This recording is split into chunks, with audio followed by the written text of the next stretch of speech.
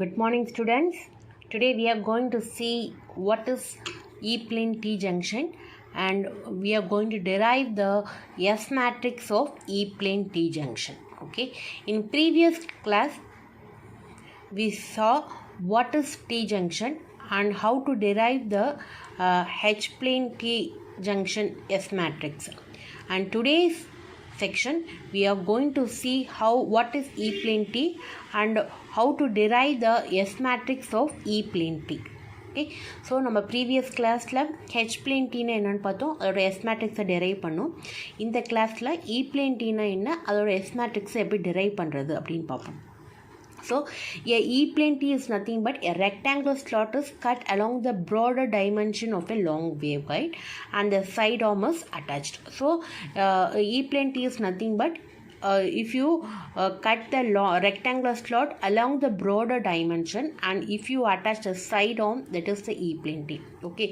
So, in previous class we see what is H-plane T. In H-plane T junction, okay, it is cut along the width of the rectangular waveguide. Okay, the H-plane T junction, it is formed by cutting the width of the rectangular section. Here the E-plane T junction, it is formed by cutting along the broader dimension of a longer waveguide. Here also we have the collinear arms or main arms. Collinear arms or main arms. Okay, and port 3 is the E arm. Okay, in this is the E-plane T, model of E-plane T. Okay, so here the rectangular waveguide, it is cut along the broader dimension. Okay, it is cut along the broader dimension, so you can differentiate. So this is the H-plane T junction and this is the E-plane T junction. Okay, this is cut along the width of the rectangular waveguide and this is cut along the broader dimension of the rectangular waveguide. Okay, this is for differentiation. I am showing this H-plane T. So if you compare H-plane T, if you differentiate H-plane T and E-plane T, you can easily derive the S matrix. Okay, that's why I am showing the diagram of H-plane T along with the E-plane T. So this is the E-plane T junction. Okay, so in this E-plane T junction, it is having three ports, that is collinear arms or main arms and E arms. So when TE10 mode, that is when you are propagating microwaves into port 3, means you will get the output at port 1 and port 2, which will have the phase shift of 180 degree. அதாவது இதுலேயும் இந்த E-plane T வந்து என்னென்னா broader dimension வழியாக நம்ம cut பண்ணி third போர்ட்டை நம்ம கம்பைன் பண்ணுறது. இதுலேயும் 3 போர்ட்ஸ் இருக்கும். போர்ட் 1 and 2 கொலினியர் ஆர்ம்ஸ்னு சொல்லுவோம், அதில் மெயின் ஆர்ம்ஸ்னு சொல்லுவோம். போர்ட் 3 E ஆர்ம்ஸ்னு சொல்லுவோம். ஸோ இதில் போர்ட் 3 வழியாக நம்ம வந்து மைக்ரோவேவ் TE10 மோடை வந்து ப்ரொபகேட் பண்ணோன்னா போர்ட் 1 and போர்ட் 2ல் வந்து நமக்கு சிக்னல் கிடைக்கும். ஓகேவா, எப்படின்னு பார்த்தீங்கன்னா மேக்னிடியூட் வைஸ் சேமாக இருக்கும், பட் ஃபேஸ் ஷிஃப்ட் எப்படி இருக்கும்னு பார்த்தீங்கன்னா it will be 180 degree out of phase. Port 1ல் கம்பேர் பண்ணும்போது போர்ட் 2ல் எப்படி இருக்கும், ஃபேஸ் ஷிஃப்ட் வந்து 180 டிகிரி அவுட் ஆஃப் ஃபேஸாக இருக்கும். ஹெச் பிளேனில் எப்படி பார்த்தோம், மேக்னிடியூடும் சேமாக இருக்கும்னு பார்த்தோம், ஃபேஸும் சேமாக இருக்கும்னு பார்த்தோம். அதுதான் பார்த்தோம் ஹெச் பிளேன் டீயில். E-plane T பொறுத்த வரைக்கும் எப்படி இருக்கும்னு பார்த்தீங்கன்னா it will have equal magnitude. If you are making the TE10 propagate through the port 3, means you will get output at port 1 and port 2. You will have the same magnitude at port 1 and port 2. Okay, but the signal will be out of phase by 180 degree. So the 3 ports are the 3x3 matrix. So the S matrix will be S11, S12, S13, S21, S22, S23, S31, S32, S33.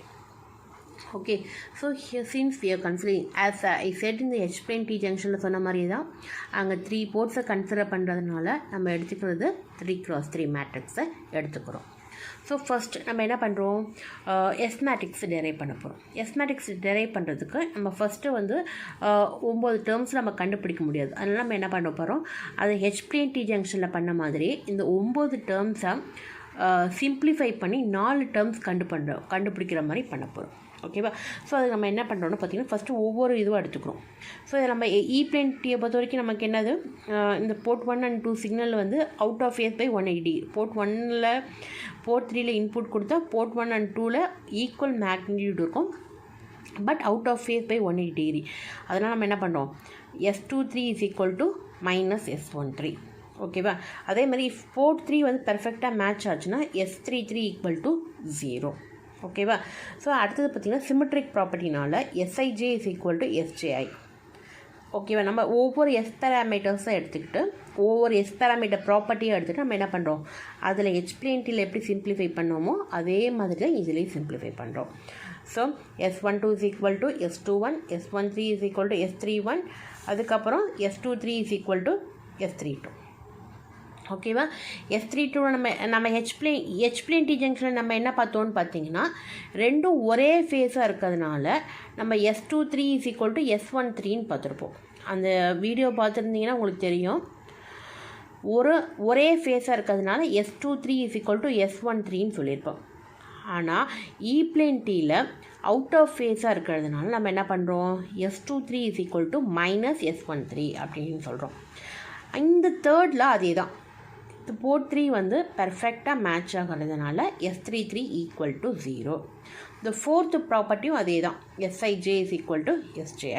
இதில் நமக்கு change ஆகிற ஒரே property என்ன value மட்டும் change ஆகுதுன்னு பார்த்தீங்கன்னா S23 வந்து minus S13ன்னு போட்டிருக்கோம். ஏன்னா ஹெச் பிளேன் டீயில் மேக்னிடியூடும் ஃபேஸும் சேமாக இருக்கும். இ பிளேன் டீயில் எப்படி இருக்கும்னு பார்த்தீங்கன்னா ஃபேஸ் மட்டும் 180 டிகிரி அவுட் ஆஃப் ஃபேஸாக இருக்கும். ஓகேவா?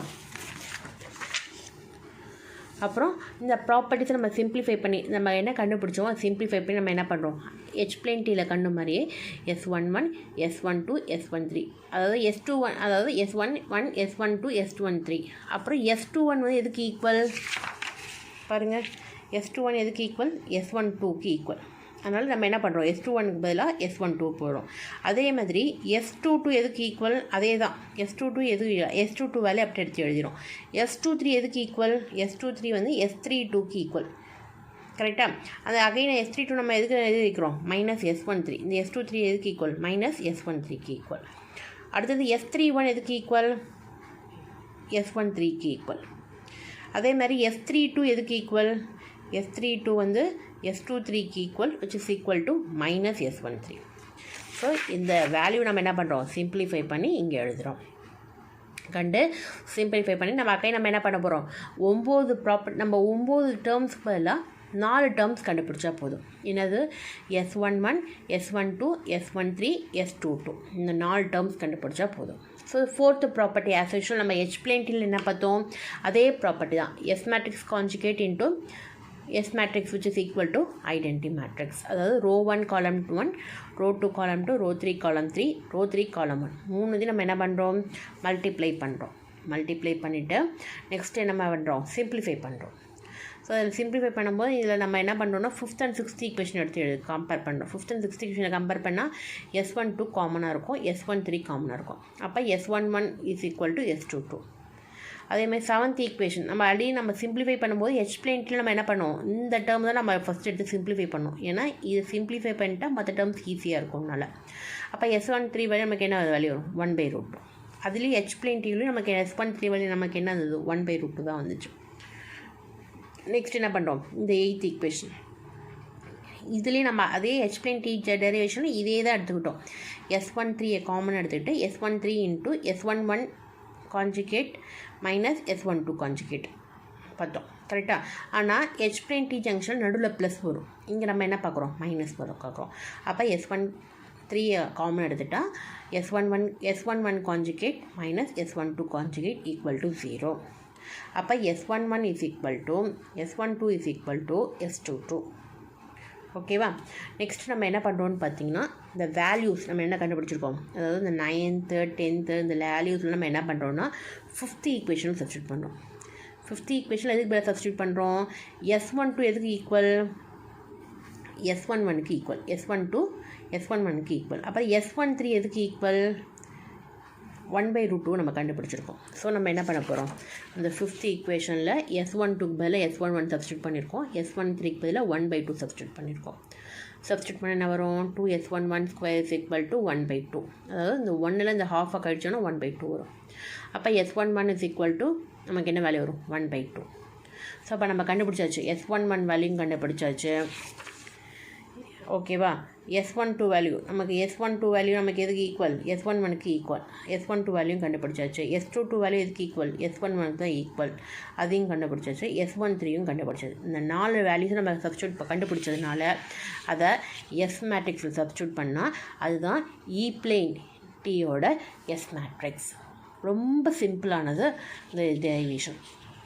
Okay, so once again I will recall how to solve the derivation of S matrix of E plane T. Okay, so E plane T, which is a rectangular slot, it is cut along the broader dimension and the side arm is attached to it. Okay, the E plane T 1 and 2 are collinear arms and port 3 is the E arm. Okay, so the port 1 and 2 are collinear arms, or we can call it as main arm.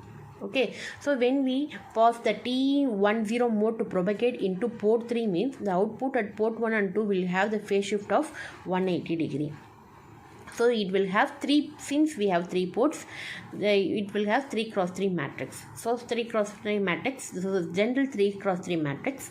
Okay, so now we are going, since in E plane T we have, if out of phase shift in port 1 and port 2 signal, in port 1 and port 2 the signal will be same in magnitude but for out of phase by 180 degree. So we are indicating as S23 is equal to minus S13. Okay, the minus indicates the out of phase by 180 degree. Okay, and the next state, if the port is perfectly matched to the junction, the S33 value will be 0.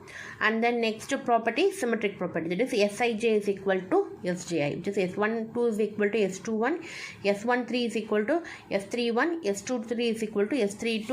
Okay, and then we have to substitute the values. Okay, we are simplifying the S parameter and we have to multiply row 1 column 1, row 2 column 2, row 3 column 3, row 3 column 1. Okay, and then after multiplying it we have to simplify it. Simplify, if you first you have to simplify the 7th equation. Okay, and then you have to compare the 5th and 6th equation, and if you compare the 5th and 6th equation you will get S11 is equal to S22, and from 7th equation S13 is equal to 1 by root 2, and from 8th equation, okay, the S1, if you take S13 as common means S13 into S11 conjugate minus S12 conjugate, which is equal to 0. So finally S11 is equal to S12 is equal to S22. So with these equations we have to find, now we have final, instead of S12 here, instead of S12 what value you have to substitute, you have to substitute the S12 which is equal to S11. So you have to substitute the S11 value.